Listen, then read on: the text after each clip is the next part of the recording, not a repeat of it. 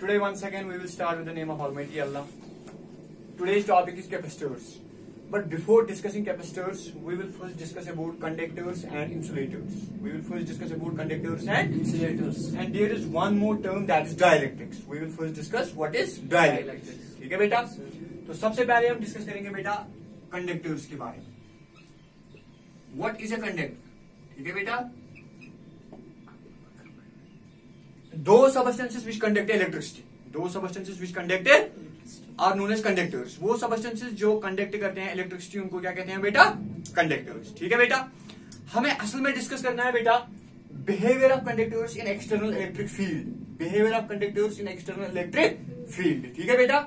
तो behaviour of conductors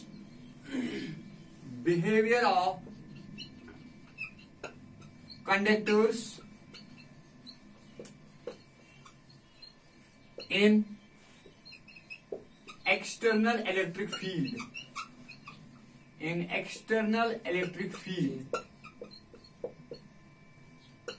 यानी अगर एक कंडक्टर को हम रखेंगे किसी एक्सटर्नल इलेक्ट्रिक फील्ड में तो वो कैसे बिहेव करेगा, उसका बिहेवियर क्या होगा. Suppose this is a conductor and it is placed in an external electric field. This is say electric field.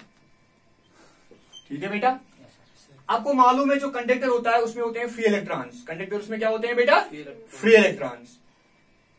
तो जब इसमें हम इलेक्ट्रिक फील्ड अप्लाई करेंगे जो चार्ज जिस कंडक्टर में होंगे वो रिडिस्ट्रीब्यूट हो जाएंगे. वो क्या हो जाएंगे बेटा? रिडिस्ट्रीब्यूट. जो इलेक्ट्रॉन्स होंगे वो मूव करेंगे towards the positive end of the field. ठीक है बेटा? और जो इसमें पॉजिटिव चार्ज होगा, पॉजिटिवली चार्ज आयन्स होंगे इस कंडक्टर में, वो मूव करेंगे towards the negative end of the electric field. ठीक है बेटा? तो एक साइड से पॉजिटिव चार्ज इसमें डेवलप हो जाएगा बेटा और दूसरे साइड से नेगेटिव चार्ज डेवलप हो जाएगा इस कंडक्टर में. ठीक है बेटा?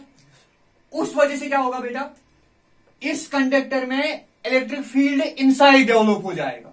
इनसाइड द कंडक्टर एक इलेक्ट्रिक फील्ड डेवलप हो जाएगा जो अपोजिट होगा to the applied external field. उसको हम कहते हैं बेटा इंड्यूस्ड इलेक्ट्रिक फील्ड. क्या कहते हैं बेटा? और जो इंड्यूस्ड इलेक्ट्रिक फील्ड होगा वो होगा equal and opposite to the applied external electric field. यानी जो इसमें इंड्यूस्ड इलेक्ट्रिक फील्ड होगा वो होगा equal and opposite to the applied external electric field. यानी जितना आप एक्सटर्नल इलेक्ट्रिक फील्ड दोगे उतना ही अपोजिट डायरेक्शन में इसमें इंड्यूस हो जाएगा इलेक्ट्रिक फील्ड. समझ आया बेटा? देयरफॉर इनसाइड द कंडक्टर जो नेट इलेक्ट्रिक फील्ड होगा बेटा वो होगा external applied electric field minus induced electric field. ये और ये आपस में बराबर होंगे तो net electric field inside the conductor will be equal to जो हमने पहले डिस्कस किया था जो नेट इलेक्ट्रिक फील्ड होता है कंडक्टर में वो क्या होता है बेटा? जीरो होता है. क्लियर हुआ? समझ आया अच्छे से? तो ये था पहला पॉइंट किसके बारे में? कंडक्टर्स के बारे में, कंडक्टर्स के बिहेवियर के बारे में. ठीक है? अब दूसरा पॉइंट हम इसमें डिस्कस करेंगे बेटा. This terms are very important and this concept is very important from the entrance point of view. ये बहुत ज्यादा important concept है. अब ध्यान रखो. अब दूसरा पॉइंट क्या आपको इसमें याद रखना है बेटा? जो इलेक्ट्रिक फील्ड होता है बेटा,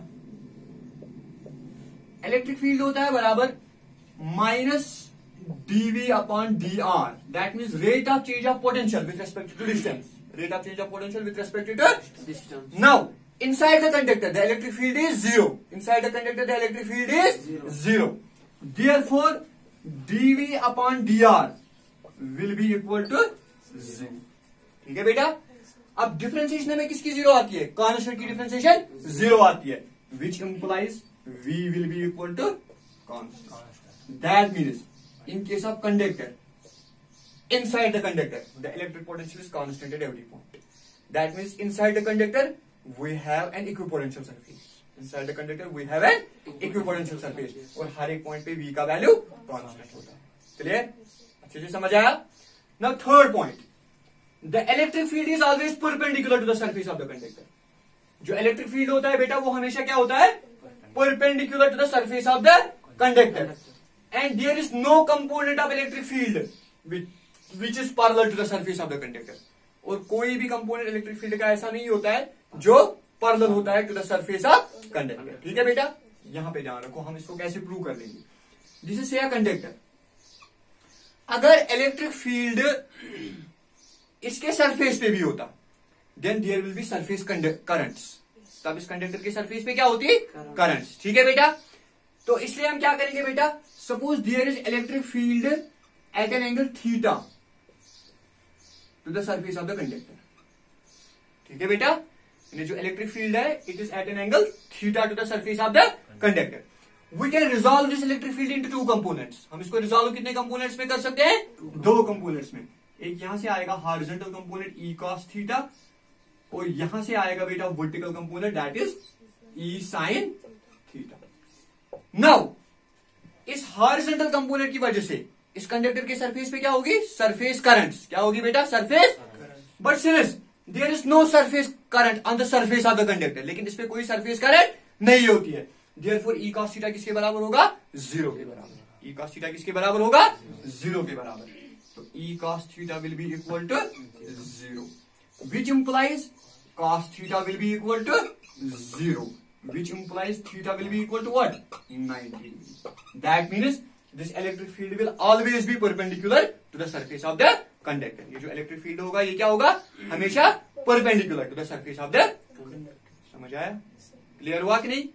now last point, this electric field always resides on the outer surface of the conductor. ये जो इलेक्ट्रिक फील्ड होता है ना, ये हमेशा होता है कहां पे, on the outer surface of the conductor. समझ आया बेटा, जैसे charge resides always on the outer surface of the conductor, तो ये जो इलेक्ट्रिक फील्ड भी होगा ये कहां पे होगा, on the outer surface of the conductor. अब जहां पे शार्प पॉइंट्स होंगे कंडक्टर में, वहां पे इलेक्ट्रिक फील्ड ज्यादा होगा, वहां पे चार्ज डेंसिटी ज्यादा होगी, वहां पे charge density, that is known as action of sharp points. Like अगर हमारे पास ऐसे एक कंडक्टर होगा, जब इस पे चार्ज डिस्ट्रीब्यूट हो जाएगा, जो ये शार्प पॉइंट्स होंगे, क्या होंगे बेटा, sharp points. Here it is a sharp point, तो यहां पे चार्ज डिस्ट्रीब्यूशन ज्यादा होगी, यहां पे ज्यादा चार्ज होगा, यहां पे चार्ज की डेंसिटी ज्यादा होगी। What is charge density, charge per unit area, तो यहां पे चार्ज डेंसिटी ज्यादा होगी, दैट इज सिग्मा। यहां पे चार्ज डेंसिटी ज्यादा होगी, क्यों होगी चार्ज डेंसिटी ज्यादा, क्योंकि यहां पे एरिया कम होगा। एरिया कम होगा तो क्यू अपॉन ए का वैल्यू ज्यादा आएगा, दैट मीन सिग्मा का वैल्यू ज्यादा आएगा। क्लियर, अच्छे से समझ आया। ये वाला कंसेप्ट हमें यूज होता है जब हम डिस्कस करेंगे when digraph generator. When digraph generator में ये वाला कंसेप्ट हमें यूज होता है। अच्छे से क्लियर हुआ, सारा क्लियर हुआ ना। Now we have to discuss dielectrics. अब हमें क्या करना है बेटा, डिस्कस डाइलेक्ट्रिक्स। डाइलेक्ट्रिक्स होते हैं रफली इंसुलेटर्स। डाइलेक्ट्रिक्स क्या होते हैं बेटा, रफली इंसुलेटर्स। लेकिन इंसुलेटर्स से कुछ अलग होते हैं। इंसुलेटर्स की डेफिनेशन आपको पता है बेटा, those substances which do not conduct electricity, those substances which do not conduct electricity, उनको हम कहते हैं इंसुलेटर्स। लेकिन एक और चीज याद रखोगे, जो इंसुलेटर्स होते हैं ना, उनमें फ्री इलेक्ट्रॉन्स नहीं होते हैं, उनमें free electrons, however there are free electrons in dielectrics, there are free electrons in, but dielectrics do not conduct, वो भी कंडक्ट है। अलबत्ता अगर डाइलेक्ट्रिक्स को रखेंगे किसमें, एक्सटर्नल इलेक्ट्रिक फील्ड में, उनमें भी इंड्यूस होता है इलेक्ट्रिक फील्ड, उनमें भी क्या होता है बेटा, इंड्यूस इलेक्ट्रिक फील्ड। लाइक अगर हमारे पास एक डाइलेक्ट्रिक है, इसको हमने रखा एक्सटर्नल इलेक्ट्रिक फील्ड में, यहां से हमने इलेक्ट्रिक फील्ड अप्लाई किया, ठीक है बेटा, इसमें भी चार्ज डिस्ट्रीब्यूशन हो जाएगी, इसमें भी चार्ज डिस्ट्रीब्यूशन हो जाएगी। एक यहां से आएगा पॉजिटिव चार्ज और दूसरे साइड से क्या आएगा बेटा, नेगेटिव चार्ज। लेकिन ये जो चार्ज होगा पॉजिटिव और नेगेटिव, ये बाउंड टू द सरफेस होगा, ये कंडक्ट नहीं करेगा, ये बाउंड टू द सरफेस होगा, ये कंडक्ट नहीं करेगा। जब इसमें भी चार्ज आएगा बेटा, तो इसमें भी डेवलप हो जाएगा इलेक्ट्रिक फील्ड, उसको भी हम कहते हैं इंड्यूस्ड इलेक्ट्रिक फील्ड। लेकिन इसमें कितना इलेक्ट्रिक फील्ड इंड्यूस हो जाएगा बेटा, इसमें इलेक्ट्रिक फील्ड इंड्यूस हो जाएगा which depends upon the nature of the dielectric, which depends upon the, unlike conductors में कितना इलेक्ट्रिक फील्ड डेवलप होता है, equal and opposite to the external electric field.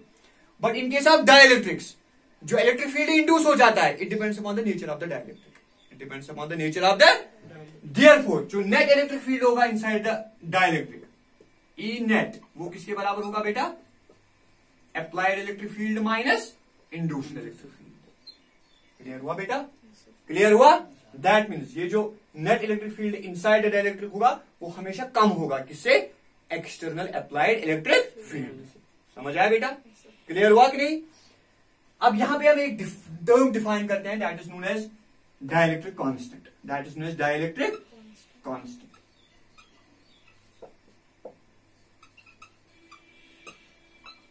Dielectric constant को डिफाइन किया जाता है as the ratio of reduced value of electric field.